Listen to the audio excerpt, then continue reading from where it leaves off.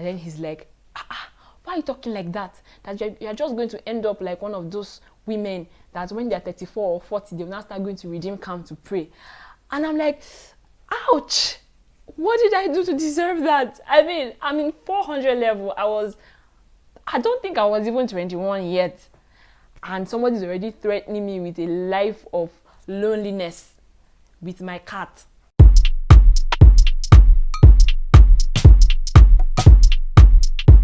Hello. Hi, welcome back to the channel. Welcome back to Sophie Olan. If this is your first time right here on this channel, hi, it's so good to meet you. Please just leave a comment in the comment section letting me know that it's your first time, and then we'll hit it up from there. Okay, on this channel I post videos about faith, spoken word poetry, and English for poets and non-native users of the English language. So if you are somehow interested in any of these three, subscribe. Thank you so much everyone who has come back to the channel for more and more. Thank you for liking the videos, thank you for subscribing, thank you for your comments, thank you for sharing. I really appreciate you. Okay, on today's video we are talking about more faith gist, and since we are around the wedding series, I decided to take it further by telling you guys about how I met my husband.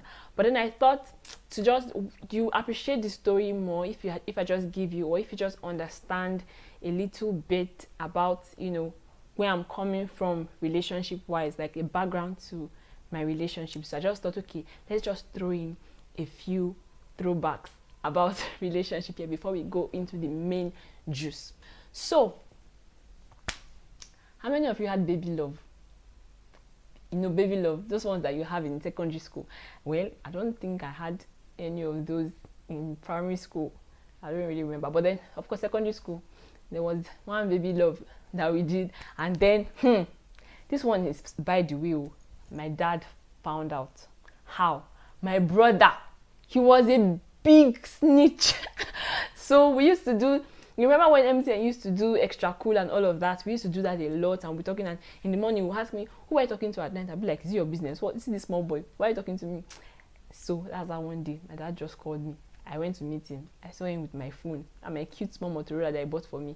And then he was asking me, what's the meaning of this? What's the meaning of that? Text messages that we had been exchanging. I'm like, who did this to me? And then he was there looking like, I'm saving you. I was like, Jesus Christ. So let me fast forward to when he now came in my shoes and was now in secondary school and in senior class and started talking to girls. And I told him that, shame it, I should go and carry your phone and go and show daddy now, that you are talking to girls.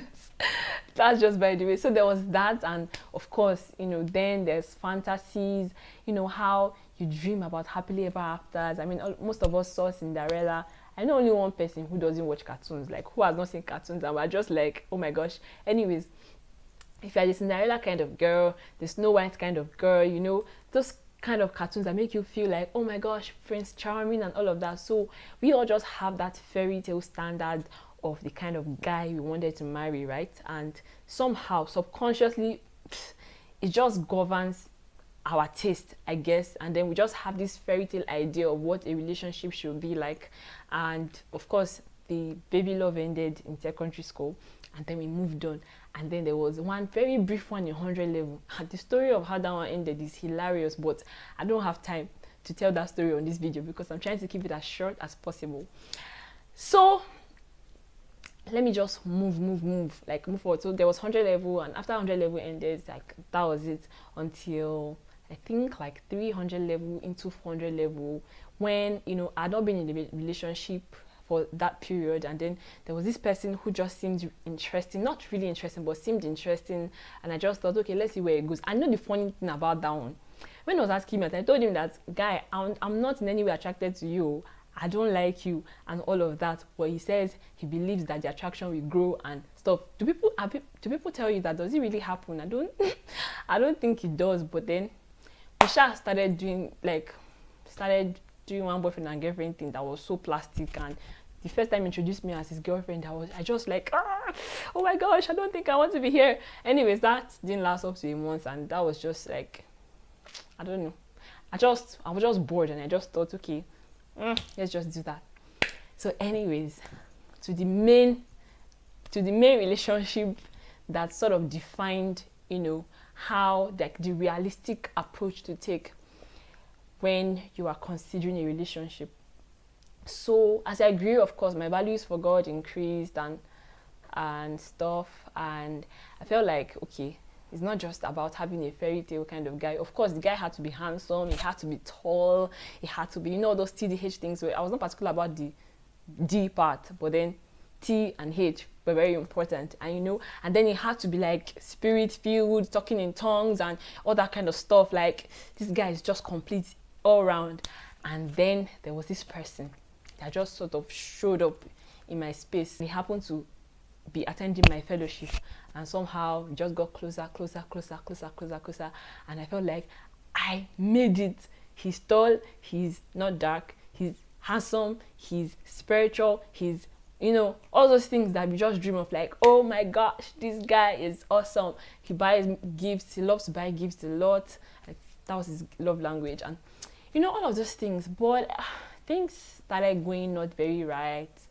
Some expectations were being let down, especially in the spiritual part, and some moral expectations that I had. So before this particular guy happened, towards the end of my 400 level, right, I have this very close friend. I don't know if he's watching right now. I won't mention his name, but man, we were just working from class 1. If you're a lawyer, that's the lawyer's fellowship on campus. So we're coming back, and I think he was walking me back to my hostel, and he's like, babe, how come you don't have a boyfriend? Of course, I've not had a boyfriend since that my 100 level. Like, that one I talked about, that one was no relationship. That was during the break, and it was less than a month. It was just really funny. Anyway, so I was saying, he was like, how come you don't have a boyfriend? And I'm like, well, I've not found the person yet that when I do, of course, we're going to get into it, and I don't feel like I'm ready yet. And then he's like, why are you talking like that? That you're just going to end up like one of those women that when they're 34 or 40, they'll now start going to redeem camp to pray. And I'm like, ouch, what did I do to deserve that? I mean, I'm in 400 level. I don't think I was even 21 yet. And somebody's already threatening me with a life of loneliness with my cat. And then, I was so hurt, like my feelings were so hurt that he said stuff like, you have very high standards and blah, blah, blah. Your standards are too high that they're probably unrealistic. Nobody can meet up to it, and all of that kind of stuff. And I was like, you really hurt my feelings. Dude, you really hurt my feelings. And I cried. And then he was like, I'm so sorry, blah, blah, blah. Anyways, he's my friend. He's still my very good friend. I love you. You know yourself. Hey, okay. So when this my boyfriend now eventually happened toward the end of 400 level, I was like, in your face. See, he's everything I ever wanted and more. But then the reality check started happening, like I said later, and I just knew at some point, earlier in the relationship, that I needed to end it. But I didn't end it until after a year. Oh my God, I was just a sucker for love. Okay, so I didn't end it until like after a year, and after then it hurt so bad. It hurt really bad, the breakup, So that happened, yeah, and the relationship ended. I went to law school, and of course I was still hurting through a good part of law school. I think I started getting myself back towards the end of law school, and after that I went to serve, and then I met another amazing person, and we hit it off, like blah blah blah, and then some kind of stuff happened again. Like, girls, I know, like, that this breakup thing, and that was one thing I tried to run away from, but then it happened 2 times, apart from that fake one and the baby love. Okay, it happened 2 times, and I was just like, no, there is no way I'm putting my heart through all of this again. So we have to get it right the third and final time, like the original third and final time, and God, you're just going to have to step in for me. And then the second one hurt really bad, and so I went to Ilorin. I was serving in Abeokuta at the time, so I came to Ilorin for just a short break I had, and there was love, choices, and other beautiful words happening in CLC. So I attended, and as God will have it. I can't say coincidentally, because God always has the word of his children in his heart. Pastor was teaching about how to move on from a broken relationship, or how to heal a broken heart or something like that. And it really got to me. Every single thing he was saying, there were some of the things that I felt like God had been ministering to my heart, that I would wake up in the middle of the night and cry and all of that. But a lot of things that Pastor said that day just really they hit hard. They resonated with everything I was going through. And of course, I poured out in that particular service. And then a word came for me in that service.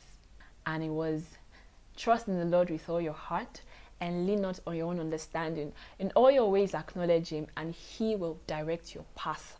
And that was the word Pastor Tammy said that she got for me. She was the one ministering to me, and that was the word that was that was already sort of in my heart. So I started running with that word, and I made an intentional decision to move on from that moment, because I did not want any baggage pulling me back, man. I'm still gonna have my happy home. So shortly after that, it was not up to about a year or so, I was finally now done with service. So I had moved back home, and I started attending Citizens of Light Church fully. So I just had one fine brother like that. He's gentle, not his personality type is not exactly my type, yes, but he was well cleaned up, handsome, and of course spiritual. And he approached me with the marriage talk straight up. Of course, that freaks me out. I don't know you. Why did you just want to come and marry me? What did you see? And my first reaction was to oh my gosh, please, I don't know you. But then I felt a stay in my heart to just let the relationship, just let the friendship grow, try to get to know him. And I felt really that process was just trying to help me see that I can adjust what I think I like, my preferences in a guy. I can adjust that to, fitting to the what I really, really want for my future, that is not based on anything superficial or based on anything outside my values, right? So of course, I allowed the friendship grow, nurtured it, and then I felt this is a really, really good guy. And at that point, I just felt, I found him. This is the good guy. Okay, I was not exactly immediately emotionally attached or attracted, but I just felt if somebody can be this kind, generally, then I'm made for life, I'm preserved. And I just felt there was no good guy alive again. This is the guy, and I'm holding on to him. But you know how God can be, that research that you like the most, he will just tell you, give it to me, right? So I just felt God was saying, that ain't him. And I'm if it is not him, who can it be in this world? This person, he's perfect, he's responsible, he has good work ethic, good saving ethic, he's fine, he's kind, I can grow to love him, I don't mind trying to love this person. But I prayed officially. I was feeling the nudge, but I was I hope this is not my own insecurity pulling me back. I talked to a few people, and that thing will not just lift. So I prayed. My brethren, I did not even take up to 5 minutes in prayer when I just heard wait. So I thought it was because I was praying in my room and there was noise around in the living room. So I packed my load, my Bible and stuff, and I went. There's one room that is we call it box room, is away from the main house. So I went there this place, the voice of the Lord will be clearer. So I started praying. It was as I just started saying, shake. I don't know if that one even took up to 1 minute. I just heard it again. Wait. Then I was Father Lord, what am I waiting for? Am I getting any younger? Okay, that has never really been a concern. I'm just joking. But I was there is no good man alive again after this guy. Why are you telling me to let him go? I cannot see any other good man. But my Father in heaven, who knows all things, the only wise God, said I should wait. Trust me, I almost went crazy. What is this? What is the meaning of this? What am I waiting for? Am I sure I'm not hearing myself? Am I sure I'm not talking to myself? But if God speaks to you, He would know when he's speaking to you. I could not go ahead, so I had to tell him. And at first, because I was showing some confusion, he wanted to stick around. But once I just talked about the fact that it was a conviction, I did not even talk about it too. It was somebody that came to ask me. I went to tell him. Hey, that's how he now thought, let him just move on. He's paying me because I thought maybe God would just change his mind if he did not move on, and just tell me that, okay, I was just testing you, my daughter. You can go ahead. That did not happen. Nope, did not happen. So after God said I should wait, guess how long I waited for? But for now, we don't want these videos to be so long, right? So let's end it here and pick up this gist again on the next video. Remember, it's still our faith gist series. In this corner, in this big yellow chair and this particular corner, we are just talking about the goodness of God to his children, which includes you. So I want you to come back, and hopefully you get something that stirs your faith, that inspires you, or that encourages you to keep on believing God, because indeed he is good. And all I'm just doing is shining light on the wonderful things that he has done for me. And please, I always want to know the things that you are thinking about the things that we are talking here. Really, this is not a monologue, this is a dialogue. I want to just back with you. Tell me your thoughts. What do you think right now in the comment section? I want to know. So if you have not seen my other videos, why now, guys? I have amazing, fun, interesting videos on this channel, and there are more to come. There is more to come. I have spoken word currently, and I have some other pages that I've done before. The poetry part and the English part is going to start soon, but I just thought to establish, on this particular corner before we branch out. So guys, see you on next video when I will tell you how long I had to wait after that instruction. I did not hear anything further than that though. I was like, God, why do I have to wait? I was just sure I had heard wait. So how long did I wait for? What eventually happened that led up to me meeting my husband? Find out on the next video.